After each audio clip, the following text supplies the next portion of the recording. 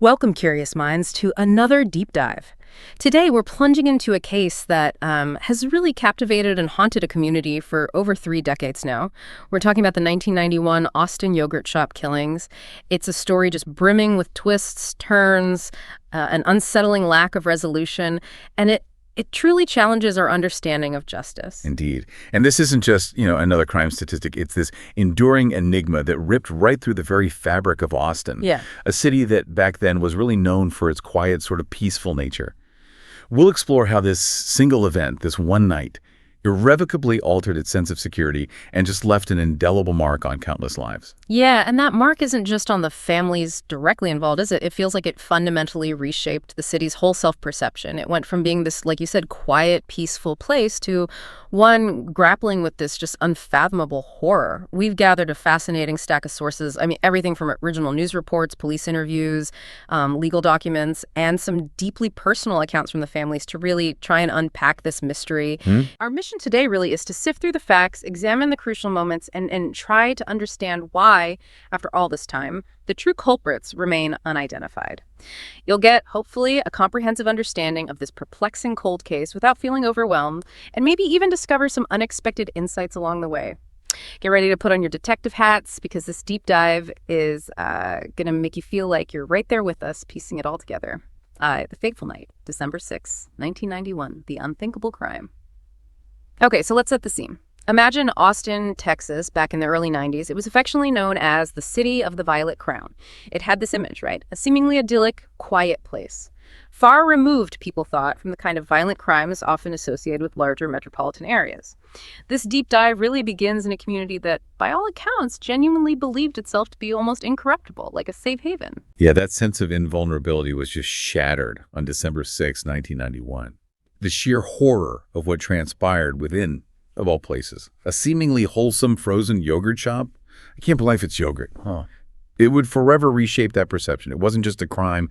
It was a profound psychological blow to the entire city's identity, an unprecedented act of savagery that forever changed how Austinites saw their peaceful home and, well, each other. And the shop itself, it was located in the Hillside Center strip mall on West Anderson Lane. This wasn't some, isolated, shadowy alley. It was a well-lit, bustling area, kind of a hub frequented by residents from Austin's more affluent neighborhoods. It felt like familiar, safe territory for so many people, including, tragically, the 4 young victims. This was just a place where teenagers hung out, where they felt comfortable, where parents felt their kids were safe.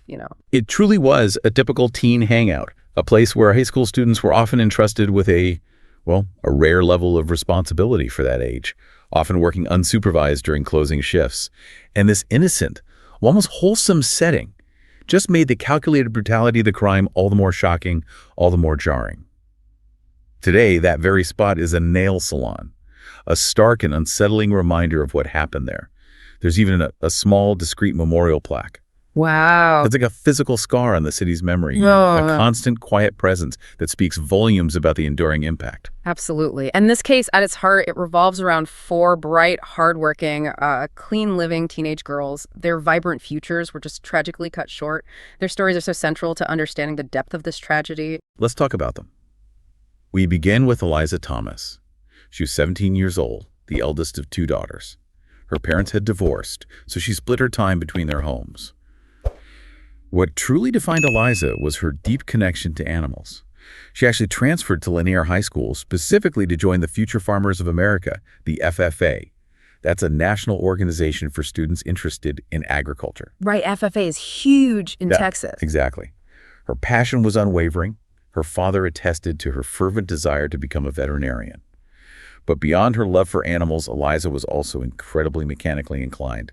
She excelled in welding and small engine repair classes, skills that came in pretty handy when she bought her first car, a bright green 1971 Volkswagen Carmen Ghia. Oh, cool car. Yeah, which she absolutely adored and upgraded herself.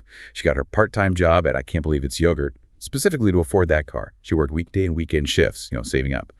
And after a few months, she even convinced her best friend, Jennifer Harbison, to join her there. They would often close the shop themselves, spending hours just chatting, gossiping, being teenagers. And Jennifer Harbison, also 17. She was born just a week before Eliza, almost like fate intended them to be best friends. She was the elder of Mike and Barbara Harbison's 2 daughters. Like Eliza, she also came from a divorced family. Her mother brought Jennifer and her younger sister Sarah to Austin, while her father stayed in New Boston. Jennifer was described as a natural leader. She was elected president of her FFA chapter, served as the student speaker of the House, just a true role model. Her geography teacher said she brought joy into the classroom and was more excited about life than any kid he'd ever known. Wow. Yeah. She ran track, competing in the 400 and 1600-meter relays, showing her drive and competitive spirit. She was working to earn money for college, first at a grocery store, then at the yogurt shop, where, like you said, she could work unsupervised, which was a rare level of responsibility and trust for a teenager back then. And then there was Jennifer's younger sister, 15-year-old Sarah Harbison. She was described as fiercely competitive in everything she did, particularly volleyball and basketball. A natural leader, too, holding positions like leader of the JV cheerleading squad and student council representative. And like Jennifer, heavily involved in FFA, showing sheep at county fairs with her sister. A real family affair with the FFA. Definitely. Her principal described her as assertive and enthusiastic, a vital member of the freshman class, clearly a kid who was going to make a mark on the place. Yeah. She loved playing sports, pushing herself to be better, taking on as many activities as she possibly could. And the youngest victim, Amy Ayers, just 13 years old, she was Sarah's best friend. Amy was introduced to ranching culture, the whole cowgirl lifestyle from a very young age, and just embraced it completely. Became obsessed with the outdoors and animals, found a special affinity for them. Someone even said she had an uncanny ability to attract animals. Yeah. She excelled in horse shows from the age of 3, mastered the art of cutting horses, which is incredibly difficult, a testament to her natural talent and dedication. She was active in Lanier High School's Junior Future Farmers of America, serving as vice president, and showed hogs at the Travis County Livestock Show. Amy, like Eliza, dreamt of owning farmland, tending to animals, maybe even becoming a veterinarian herself one day. What's so crucial to understand here is that these weren't just names in a police report, They were vibrant lives that resonated so deeply with the Austin community. This profound loss of innocent, ambitious young women just amplified the horror. It turned the crime into a collective psychological scar for a city that really saw its future in these bright young women. And this widespread impact, it contributed significantly to the immense public pressure on investigators, maybe for better or for worse, to solve this case quickly. Okay, so let's walk through the evening itself. It began like any other Friday for these girls. Sarah asked her mother, Barbara Harbison, if Amy could spend the night, just a common request for teenage best friends. Barbara agreed, planning for Jennifer to give them a ride home after her shift ended at the yogurt shop. Just a typical Friday night plan, The kind of mundane arrangement that makes the tragedy feel even more poignant in retrospect.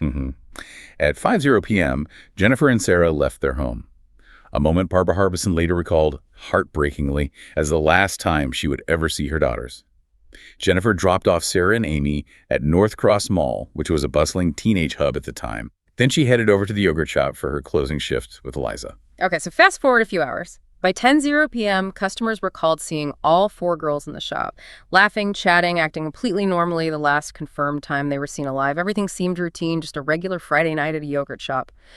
But the normal began to unravel pretty quickly after that. Yeah, this is where the timeline becomes critically chilling. Sometime between 10:00 p.m. and 10:47 p.m., a series of, suspicious individuals began to emerge. Around 10 p.m., a former police officer named Daryl Croft visited the shop. He noticed a man in a green military fatigue jacket acting strangely. This man was just loitering in line, seemingly trying to get others to go ahead of him, almost as if he was waiting for the shop to clear out, Right, stalling. Exactly. The man even asked Croft if he was a former cop and offered for Croft to cut in line. After finally ordering just a soda, this man walked into the back of the store claiming he needed to use the restroom and took an unusually long time back there. Wow. That's a remarkable detail, isn't it? A former police officer noticing someone acting suspiciously and then being asked if he was a cop. How significant is it when a witness with that kind of trained observation offers such specific details in a case like this? Well, Croft's police instinct immediately seemed to sense something was amiss. He became suspicious enough that he actually waited several minutes for the man to return from the back. But the man never did before Croft eventually left. This detail, though maybe seemingly minor at the time, became a really significant piece of the puzzle, precisely because it spoke to a level of calculated, almost predatory behavior from this individual, an unsettling prelude to the horror that would follow. It's the kind of subtle red flag that, in hindsight, just screams for attention. And then the very last customers, a couple named Lucella Jones and her husband, who made the final sale at 10:42 p.m. They reported seeing two men in a booth near the cash register.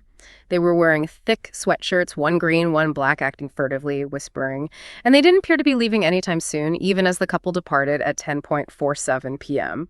What's so chilling is that these two men have never been identified or accounted for in the investigation, still to this day. Never.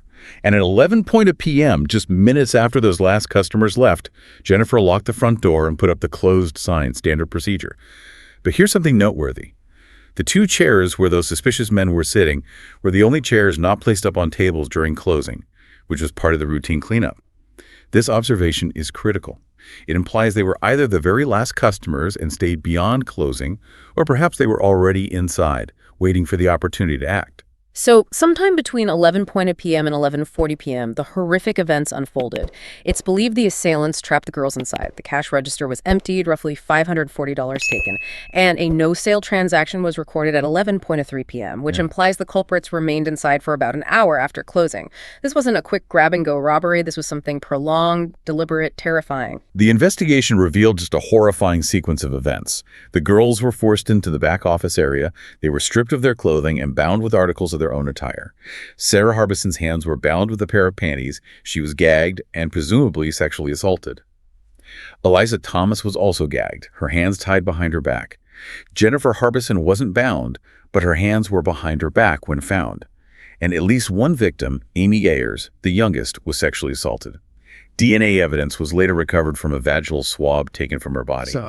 All four girls lost their lives from gunshots to the head. A .22 caliber pistol was used for all four, and Amy Ayers also sustained a second fatal shot from a .380 pistol. What's almost unimaginable is the theory, based on forensic evidence, that after being initially shot with the .22, Amy, despite her injuries, she managed to pull herself away and crawl to another part of the store before a second bullet from the .380 took her life. Oh my God. She was found in a separate area, not charred like the others by the later fire, but with second and third degree burns. And a sock-like cloth was found around her neck.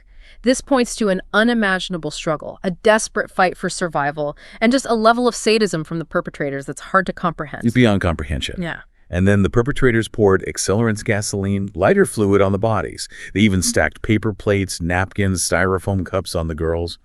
What's particularly bizarre and, frankly, disturbing is that even things like chocolate syrup and other food ingredients were dripped on the bodies. This led to the chilling theory that this was more than just trying to destroy evidence. It was some kind of sick joke. Yeah. Or maybe a deliberate, twisted attempt to further pollute and desecrate the crime scene, making it even more chaotic and difficult to process. The fire was then started around 11:42 p.m. And the back door was found unlocked. The store manager confirmed this was highly unusual for closing procedure. This strongly suggested it was the culprit's escape route, a deliberate choice, not an accidental oversight. The intensity of the fire was so extreme, one victim's teeth burned away completely. Metal fixtures, like a ladder outside the building, actually melted. But unfortunately, the large volume of water used by the firefighters, while absolutely necessary to extinguish the blaze, it significantly damaged and contaminated the crime scene, washing away crucial physical evidence. Right, a necessary action with devastating consequences for the investigation. This would prove to be a massive hurdle from the very beginning, even before authorities fully comprehended the horror inside. Because just before midnight, Officer Troy Gay, just on routine patrol, spotted smoke coming from the shop. He called it in, inadvertently setting the stage for one of Austin's darkest nights. Firefighters arrived quickly, battled the blaze. It was described as moderate, but contained mostly to the back of the shop. But then, as the smoke cleared slightly, a fireman pointed towards something in the back and asked, "Is that a foot?" What they found next changed everything. Sergeant John Jones, the only homicide detective on duty that night, arrived. He described the scene as wholesale carnage, a sight indelibly burned in my mind. He said there was no color, with the exception of the girls. He later admitted he hadn't seen anything like it in his 15 years on the force. Jones knew immediately this was something different, a crime unlike anything Austin had ever seen, a new level of depravity. He quickly called for assistance from the Bureau of Alcohol, Tobacco, and Firearms, ATF, the FBI, and the Texas Department of Public Safety. He recognized the unprecedented scale and complexity of what lay before them. And the presence of two different gun calibers, the .22 and the .30, immediately suggested at least two individuals were involved. pointing to a coordinated, horrifying act. Initial theories just proliferated quickly, didn't they? Everything from a robbery gone horribly wrong to maybe a drug connection, given the chaotic and almost ritualistic nature of the scene. What stands out here is how quickly the severity was recognized, but how the destruction of the scene immediately complicated everything. It forced investigators into this incredibly challenging situation from minute one. Exactly, and that raises the crucial question. How does an investigation proceed effectively when the scene itself is so severely compromised? Yeah. The sheer scale of destruction posed immense challenges, not just for collecting physical evidence, but also for forming clear initial hypotheses about what actually transpired. It forced a heavy reliance on witness statements and, as we'll see later, some potentially very problematic confessions. 2. The twisting investigation, false confessions, controversies, and the long wait for justice. So, in the immediate aftermath, the Austin Police Department phones just rang off the hook with tips. This massive deluge of information led to over 5,000 leads and 342 initial persons of interest in a really short space of time. You can just imagine the chaos. The initial investigation was understandably overwhelmed by this sheer flood of information, trying to sort through what was credible and what was simply public panic or, people seeking attention. And this frantic search for answers led detectives down several intriguing but ultimately deeply misleading paths. The sheer volume of tips, including numerous false confessions, over 50 of them, eventually it highlights both the public's desperate need for closure and the immense investigative pitfalls of information overload in such a high-profile case. One early focus, which understandably gripped public attention, was on the serial killer Kenneth McDuff. He was a known Texas serial killer, suspected of at least 14 murders involving teenagers. And incredibly, he was known to be in the Austin area around the time of the yogurt shop crimes. Get this. He even confessed to the yogurt shop crimes on the day of his execution in 1998, likely hoping it would buy him a last-minute stay. Detectives had actually discovered his presence within 3 blocks of the shop, and a witness even claimed to have seen him nearby. That seems like a huge potential lead. It was a bombshell confession, absolutely, and it added to the already chaotic pool of information. But this confession, like, as you said, over 50 others they received during the investigation, was ultimately ruled out. Fingerprints and hair evidence collected from Amy Ayers just couldn't be linked back to him. This really demonstrates the early difficulty investigators faced, sifting through this sea of unreliable information where even seemingly credible confessions turned out to be dead ends. Then, in 1992, another strange lead emerged. 2 Mexican nationals who were being held by Mexican authorities on unrelated charges confessed the crime. But their confessions were immediately disputed by the Austin investigators. The details they provided just didn't match the crime scene evidence, including, crucially, the caliber of guns they claimed to have used. Yeah, John Jones, the original lead investigator, found far too many inconsistencies in their stories. His team actually went down and re-interviewed the men, who then quickly recanted their confessions. This led Jones to suspect they'd been coerced by the Mexican authorities. It just highlights those early challenges of distinguishing genuine information from unreliable statements, especially when dealing with international jurisdictions and maybe different interrogation practices. It was another frustrating, time-consuming detour. And the investigation got even stranger. The task force actually looked into a local counterculture group described as being into vampires, the occult, and graveyard rites. Oh, boy. Yeah. This came from tips that members of this group were allegedly talking about the murders. One woman who called herself a witch had her home raided by police. What they found there were bones which turned out to be from rats or other animals and a bunch of theatrical props. So it was certainly creepy, and it played right into the widespread public fears at the time. But it turned out she was just eccentric. There was no genuine link to the crime. This line of inquiry, though maybe considered a good lead at the time because of the sensational nature of the tips, it likely did more harm than good. It fueled these sensationalized rumors of satanic connections that weren't actually present in the evidence. Right, you have to remember the context. The early 90s were peak satanic panic, weren't they? Absolutely. It was a widespread societal fear where many communities were quick to attribute heinous crimes to cults or occult practices, often with very little actual evidence. This societal pressure and focus on these, frankly, sensationalized theories might have inadvertently diverted valuable resources and attention from more conventional investigative paths.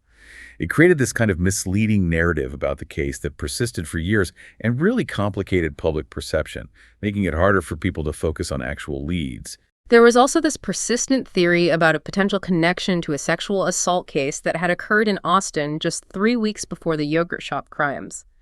A police sketch of a suspect from that kidnapping and sexual assault bore a striking resemblance to one of the men witnesses reported seeing outside the yogurt shop on West Anderson Lane.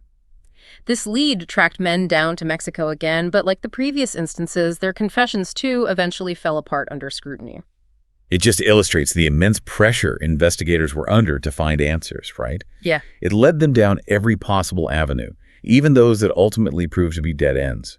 The sheer number of false leads and misdirections consumed valuable resources, time, and arguably a lot of emotional energy from the investigative team, further complicating an already monumental task. And then the investigation took a really deeply troubling turn, one that would raise profound questions about police practices for years to come. 8 days after the murders, a 16-year-old named Maurice Pierce was arrested at North Cross Mall. He was carrying a .22 caliber revolver and loose bullets. This weapon and ammunition matched one of the types used in the murders. This seemed like a massive breakthrough at the time, offering a potential rapid resolution. Right. Pierce was interrogated by Detective Hector Polanco, a man who would later become notorious for his pit bull interrogation tactics and, frankly, a deeply troubling history of coercing false confessions in other high-profile cases. This included the cases of Tony Bell and Alex Bones, who later recanted their confessions obtained by Polanco. And there was even one case where a supposed murder victim called in alive after Polanco had already obtained a confession from an innocent party. His methods were clearly questionable, to say the least. Yeah, it was revealed later that Polanco used extreme tactics: brute force, intimidation, threatening interviewees with lethal injection, even threatening the rape of their family members. It's horrific. Maurice Pierce initially confessed that his gun was indeed the murder weapon, and that he had loaned it to his friend, 15-year-old Forrest Wellborn, who, according to Pierce's initial statement, used it to kill them. Okay. Both Maurice and Forrest even passed polygraph tests at the time, which added this layer of perceived credibility to Pierce's story, despite the coercive environment. However, the immediate ballistics test proved that Pierce's .22 revolver was not the murder weapon. It couldn't have been.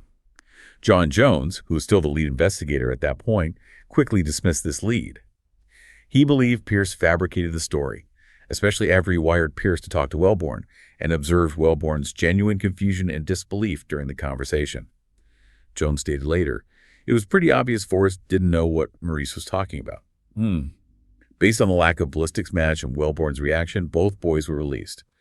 But the seeds of doubt about Pierce and his circle of friends had definitely been sown. So despite that early suspicion, this very promising lead went nowhere concrete. Then, in 1994, after nearly 3 grueling years immersed in this unsolved case, John Jones was moved out of the homicide division. He described it as a mutual decision, but also admitted it felt like a profound slap in the face. He was deeply frustrated by the lack of progress, and perhaps more tellingly, suffering from severe PTSD from the horrors he'd witnessed and the pressure of the case. He later admitted, "I had completely shut down. All my energy was directed at the case." It just highlights the immense personal toll this investigation took on him. And the Austin Police Department itself was under immense public and internal pressure at this time. Austin was growing rapidly, the population soaring, but the APD was severely understaffed and, frankly, undertrained for the kind of complex, high-profile cases they were suddenly facing. The unsolved yogurt shop murders were this huge stain on their reputation, a constant source of criticism. And this undoubtedly influenced the decision to reassign Jones and later to bring in new lead investigators. It was a clear sign of the desperation to close this case, perhaps, at any cost. Right. The case then went cold for several years. It seemed to fade a bit from the headlines until 1999. A new lead investigator, Detective Paul Johnson, was brought in. He immediately reorganized the vast amount of case files. And crucially, he decided to revisit Maurice Pierce and Forrest Wellborn, the 2 young men who had been questioned way back in 1991. He reinterrogated Wellborn, who again adamantly denied any involvement and once more passed a polygraph test. Pierce also insisted on his innocence. Okay, but what's deeply troubling here is that Johnson then shifted his focus to 2 other friends of Pierce and Wellborn, Michael Scott and Robert Springsteen. These 2 had been briefly questioned back in '91, but largely dismissed at the time. After an intense 18-hour interrogation spread over 4 days, conducted under immense pressure, Michael Scott confessed. He claimed that he, Robert Springsteen, and Maurice Pierce had planned a simple robbery, but that they returned armed with 2 guns, and he stated he only pulled the trigger once. Scott's confession was obtained under what can only be described as intense psychological pressure, maybe even duress. At one point, a detective visibly pointed an unloaded pistol at the back of Scott's head during what they termed role-playing, though the detective later claimed it was just his finger. Can you imagine that? Scott told investigators he remembered seeing girls and one girl screaming, terrified. This just sounds like terrifying pressure, especially on someone like Scott, who was described as vulnerable. It really does. Then Robert Springsteen was interrogated, also for many, many hours. He initially corroborated much of Scott's story, then went even further. He confessed to sexually assaulting one of the girls and shooting one himself, but he later publicly maintained his innocence. He explained to the show 48 Hours that he was berated by the police officers. He said, until they obtained what it was they wanted to hear, they were not going to allow me to leave. And they broke me down. This raises fundamental questions about the voluntariness and reliability of these confessions. Scott's attorney, Joe James Sawyer, echoed these grave concerns. He stated he frankly couldn't believe it. They terrorized him, and he was afraid to say no on issues. Both Scott and Springsteen, who were described as having learning disabilities, were presented as highly vulnerable individuals and seemingly unusually willing to help police in a case where their testimony, their confessions, were the only thing linking them to the crime. No physical evidence. This, like you said, sounds like a recipe for disaster in an investigation, where maybe the most malleable individuals become the primary source of evidence. Well, the prosecution naturally argued guilty knowledge. They claimed Scott provided details only the perpetrators would know, like the precise position of Amy Ayer's body, which was found apart from the others. However, there's another, more unsettling reading of this: the possibility that these details were contaminated by previous interrogations, or even, disturbingly, that the initial fire report was subtly changed or reinterpreted after the fact to better fit Scott's confession.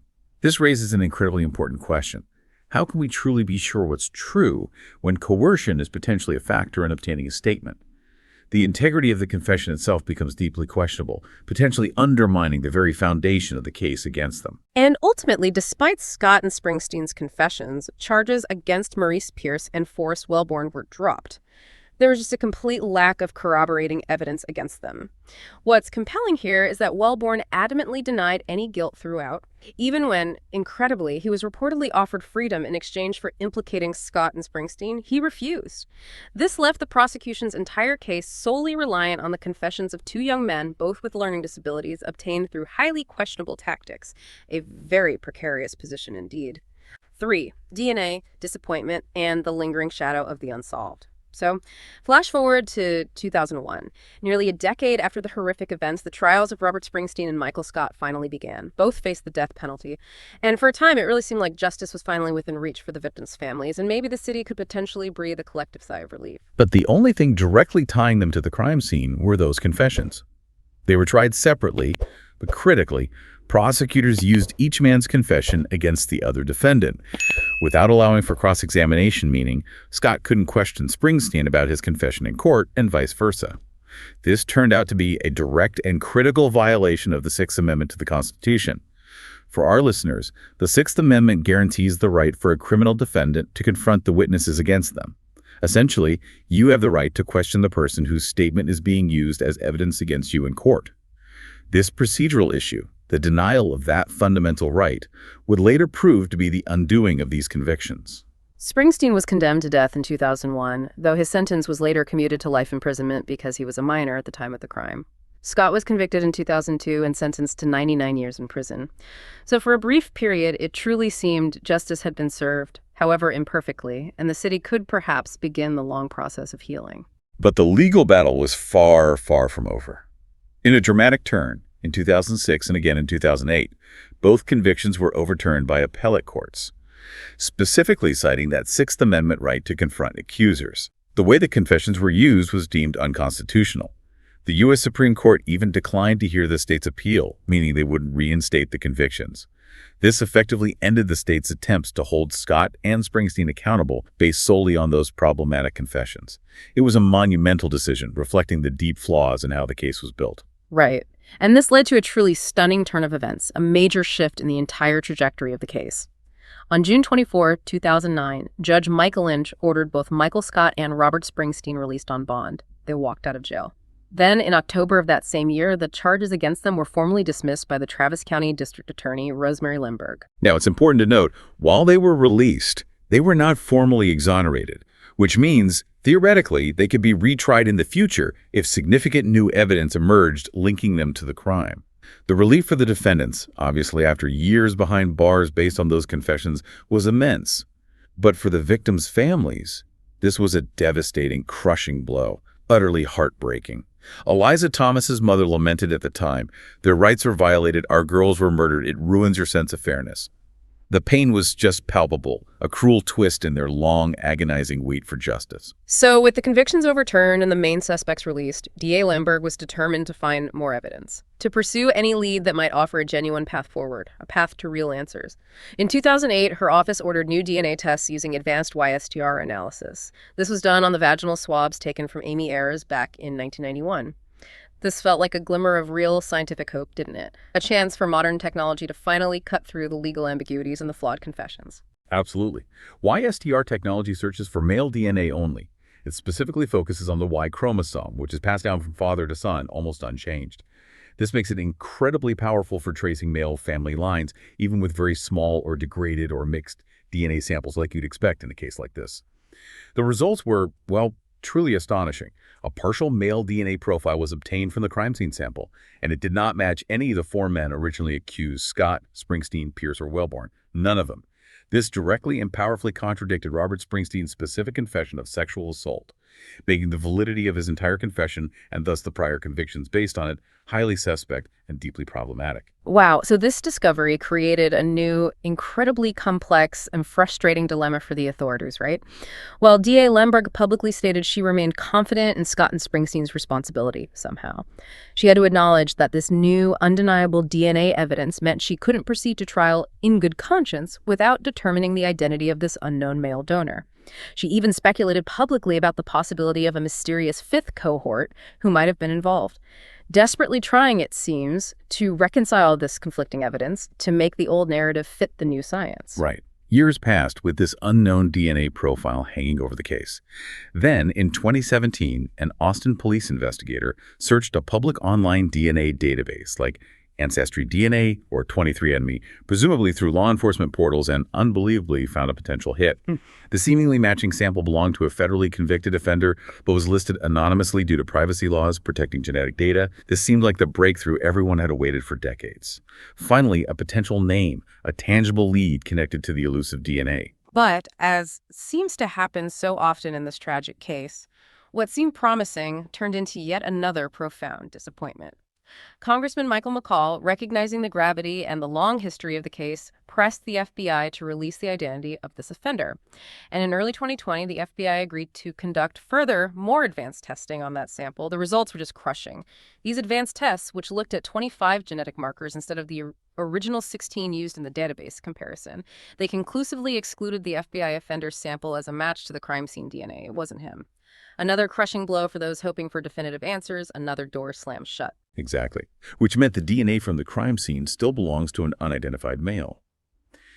DNA expert C.C. Moore explained that 16 markers, which is what might have triggered the initial database flag, are actually not a very powerful match. That level of comparison could potentially match millions of individuals, making it difficult to pinpoint a single person with certainty. In contrast, the kind of genetic genealogy used to solve many cold cases now usually requires 67 or even 111 markers to create a far more specific and unique genetic pattern for identification. Despite this, that partial DNA profile, though incomplete by modern standards, is still considered everything for potentially solving the case. It represents the most tangible piece of forensic evidence they have. The Austin Police Department and the District Attorney's Office maintain their commitment to pursuing this lead as the technology continues to evolve, offering a persistent, albeit maybe distant, hope for an answer. And the legacy of this case just continues to unfold, impacting lives even years later in unexpected ways. In 2010, Maurice Pierce, who had been that early suspect whose .22 gun didn't match, he died in a tragic traffic stop incident. Reports say he attacked an officer with a knife during the stop. And the tragedy has also spurred significant legislative action, even at a national level. In 2021 and 2022, laws were passed, most notably the Homicide Victims' Families' Rights Act. This act was directly motivated by the enduring mystery and the family's experiences in the Austin yogurt shop murders. It's intended to help families petition federal agencies to review cold cases using the latest technology and resources available. It's a direct testament to the profound and lasting impact of this specific case on a national level, a push to try and prevent future families from experiencing the same prolonged torment of an unsolved case. But despite these legislative efforts, the searing pain for the victims' families endures. It's still raw, still unresolved after all these years. Barbara Harbison, Jennifer and Sarah's mother, expressed it so powerfully, quote, "Someone took eternity away from me." Just heart-wrenching. Bob Ayers, Amy's father, grieved, "I lost my daughter. I lost my first dance. I won't see her graduate." These are the personal costs, the human costs of an unsolved crime that linger forever. Absolutely. Sonora Thomas, Eliza's younger sister, she struggled immensely with the trauma.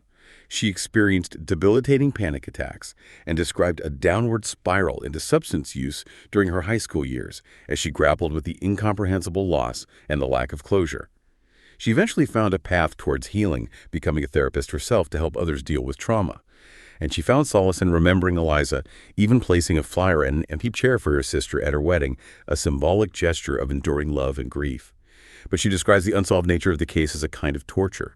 And tragically, her mother passed away in 2015 with so many unresolved questions, never finding the closure she desperately sought for Eliza. Even the lead investigator, John Jones, the one who arrived first on that horrific scene, he suffered from PTSD and chronic insomnia for decades, haunted by the images and the unanswered questions of what he witnessed that night. Yet he still holds on to a hideous green and white shirt he promised himself, and maybe the families, he would wear only when the case is finally solved. It's such a powerful, almost tragic symbol of his unwavering dedication and the lingering injustice that continues to plague him and so many others connected to this case. And that theory, the one about the two unidentified men seen just before closing, it remains compelling to some investigators, and certainly to some of the victims' families. They were acting suspiciously, their descriptions were noted by multiple independent customers, and they were never, ever accounted for by authorities. Their presence, especially when combined with the later discovery of DNA from an unknown male at the scene, it continues to fuel speculation about their potential involvement. It keeps this particular thread of the investigation stubbornly alive, even after all these years. And so, as of today, the Austin Yogurt Shop murders remain an official cold case, an enduring mystery that continues to cast a long, dark shadow over the city of Austin. A $30,000 reward is still offered for information leading to an arrest and conviction, a testament to the enduring hope that one day, maybe, the truth might finally emerge. Wow. What a complex and just heartbreaking deep dive this has been. We've seen a crime that defied easy answers from the start, an investigation just fraught with challenges, missteps, controversies, and a pursuit of justice that has spanned decades, only to end, so far, in an ongoing, painful mystery for so many people. It really forces us to grapple with a chilling paradox, doesn't it? Sometimes the very pursuit of justice, especially when driven by immense public pressure and potentially flawed interrogation tactics, it can lead an investigation down a path so deeply misguided that it actually delays genuine answers for decades. It's a stark reminder that closure isn't always neat or even possible sometimes, and that the intersection of human error, evolving science, and the simple passage of time can leave questions stubbornly unanswered, forever shaping a community's identity and memory. So what does this all mean for you, our discerning listener, thinking about this case? Perhaps it's a call to consider the nuance, the gray areas in every true crime story you encounter. Does the absence of a solved case truly mean an absence of answers? Or are some answers just harder to accept, harder to prove definitively? Do they exist in that difficult space of circumstantial evidence, conflicting accounts, and unanswered questions? This case really forces us to reflect on the nature of truth itself, how it's perceived, how it's remembered over time, and how even with the most advanced technologies, like DNA, some puzzles remain stubbornly incomplete. It reminds us that sometimes closure isn't about finding all the answers. Maybe it can't be. Maybe sometimes it's about how we choose to live with the questions that remain, the ambiguities we're left with. Yeah, it invites you to think about how critical thinking and the continuous questioning of assumptions are just essential in a world saturated with information, especially about complex events like this. We hope this deep dive has given you a fresh perspective on the enduring pursuit of justice, the complexities involved, and maybe also the human spirit's resilience in the face of the unimaginable, even when the final chapter remains painfully unwritten.